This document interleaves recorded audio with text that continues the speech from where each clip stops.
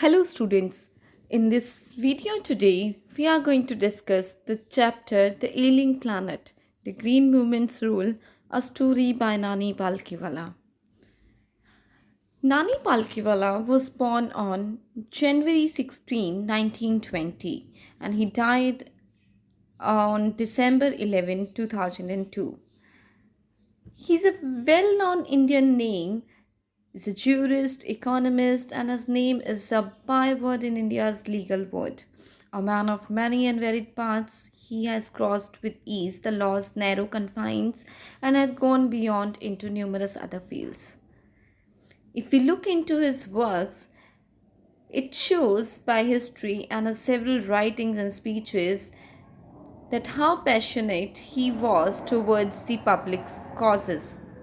He has given generously and unsparingly of himself and his talent to the nation whenever the occasion demanded. This chapter is in fact an article written by Nani Palkhiwala and it was published in the Indian Express on 24th of November 1994. The issues that he raised in this article is regarding the decline health of the earth continue to have relevance. The first Green Revolution started almost 25 years ago and the first Green Party was formed in New Zealand in 1972. He tells us further that there is a change in perception of people from materialistic view to comprehensive and ecological view of the world. This means that people nowadays they are getting concerned, they are showing their concern towards environment. In this view, our earth is considered as a living organism. Our earth is considered as a living creature. It is considered as having its own metabolic process as all other living beings have. Then he goes on explaining the concept of sustainable development of 1987 given by World Commission on Environment and Development. What is sustainable development? It is to meet the needs of the present without compromising the ability of future generation to meet their needs. That means that we should utilize our natural resources in a very careful manner, that it fulfills our need but at the same times does not exploit the resources and keep them safe for the future generation. Now the perception is that we consider ourselves as partner and not as a dominant member of this planet. If we follow sustainable development's path, we act as a partner. But if we exploit natural resources to a great extent, then we become dominant, which is a wrong perspective.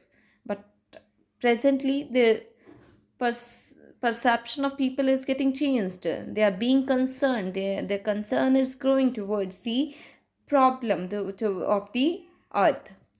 Now, we are partner with millions of species of the planet, and each of this species has equal right to live and enjoy the resources available.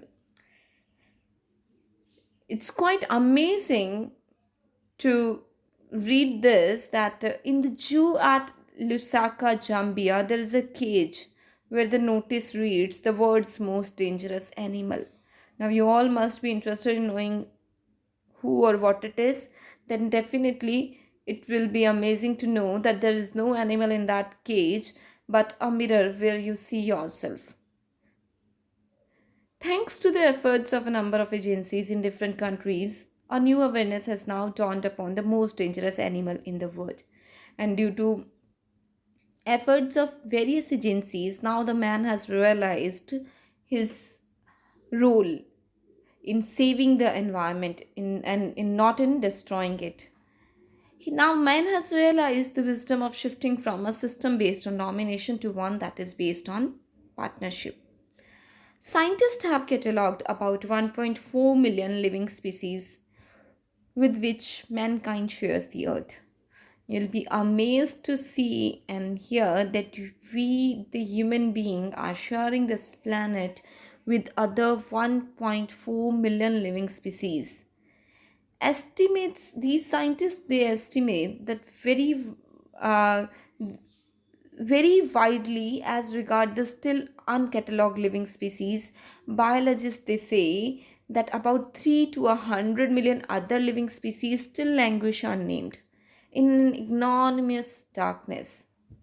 The first Brand report raised the question: are we to leave our successor a scorched planet of advancing deserts, improvised landscape, and ailing environment?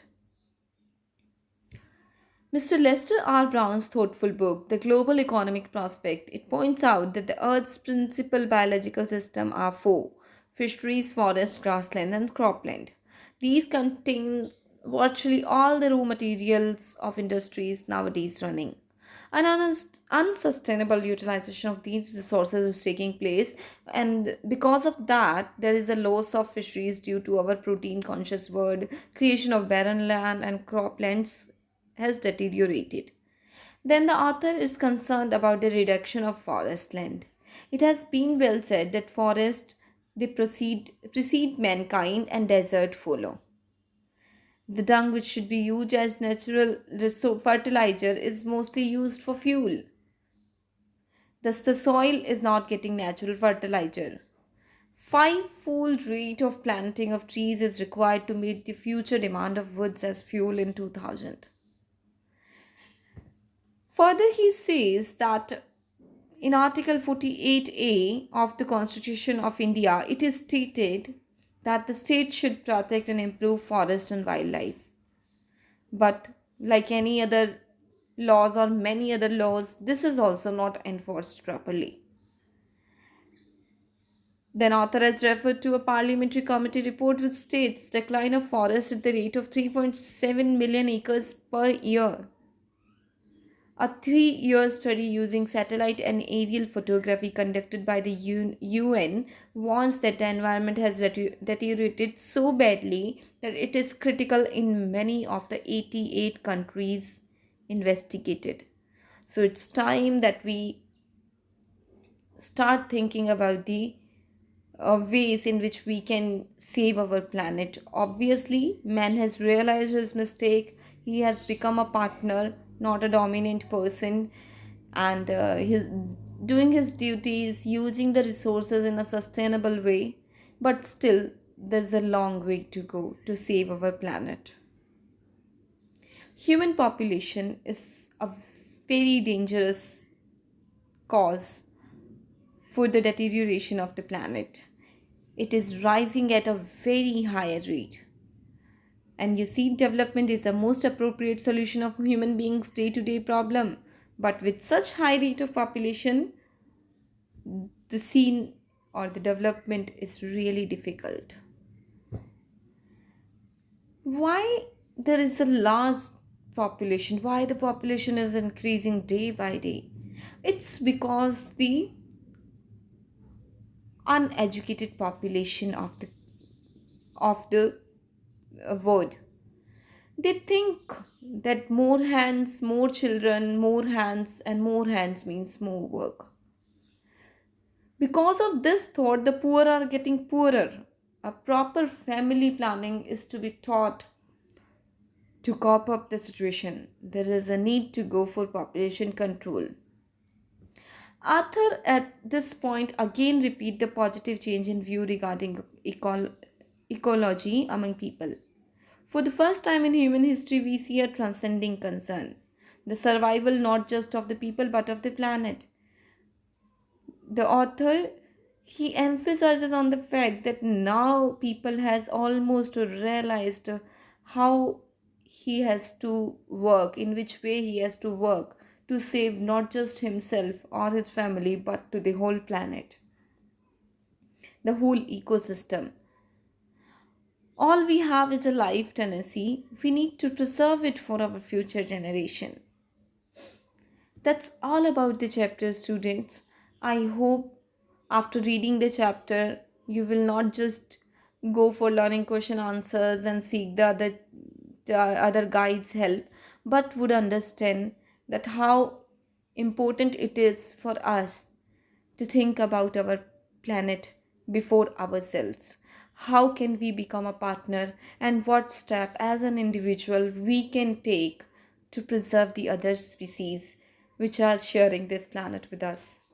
With this note, I would like to take leave. Thank you so much for listening to me very patiently. See you